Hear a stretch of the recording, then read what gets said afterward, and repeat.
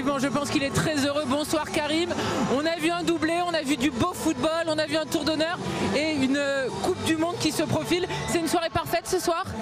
Je dirais avec le résultat au bout. On savait que l'adversaire était plus faible que nous, on était conscient, mais il fallait mettre la manière et c'est ce qu'on a fait dès le début du match.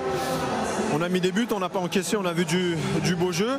C'est ce que les supporters étaient venus voir ce soir, on a pris beaucoup de plaisir. Et je pense que ça s'est vu sur le terrain. À titre personnel, on a vu beaucoup de connexions, notamment avec Kylian Mbappé. Vous avez brillé mutuellement. Il y a une sortie avec une standing ovation. Il y a cet objectif de jouer une deuxième Coupe du Monde avec l'équipe de France. C'est quoi que vous ressentez ce soir? Non, bien sûr, on a tenté. Comme je le disais des matchs auparavant, il y a un moment ou un autre où ça va rentrer. Et ce soir, je pense qu'on a montré qu'on était compatibles et qu'on pouvait jouer à deux et s'amuser sur un terrain de foot, tout en étant collectif et décisif. Après, pour moi, c'est spécial pour d'être qualifié pour une deuxième Coupe du Monde, donc ça me fait énormément de plaisir de jouer comme je l'ai fait ce soir, surtout de gagner et à la qualification au bout. Et puis il y a aussi quelque chose, vous venez de dépasser David Trezeguet. Vous le saviez avant le match que vous pouviez le dépasser? Non. Et bien ça y est, vous êtes dans le top 5 des meilleurs buteurs de l'équipe de France. Non, je suis content, fier, parce que déjà Trezeguet c'est une légende.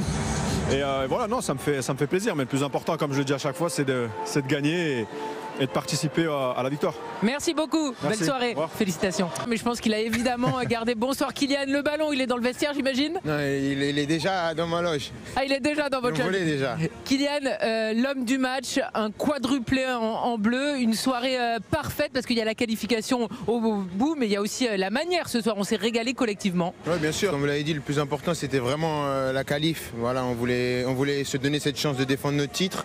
En plus, dans le groupe, il y a beaucoup de joueurs qui n'ont pas joué la Coupe du Monde, donc c'est un rêve. Même ceux qui l'ont joué et qui l'ont gagné, ça reste un rêve inimaginable de jouer une Coupe du Monde pour son pays. Après, on a assuré le spectacle. Je pense que les gens ont pris du plaisir, on en a pris aussi. Et on a respecté le jeu et on a respecté l'adversaire aussi parce qu'on a voulu faire mal jusqu'à la fin. Et après, ça a donné ce score large pour nous.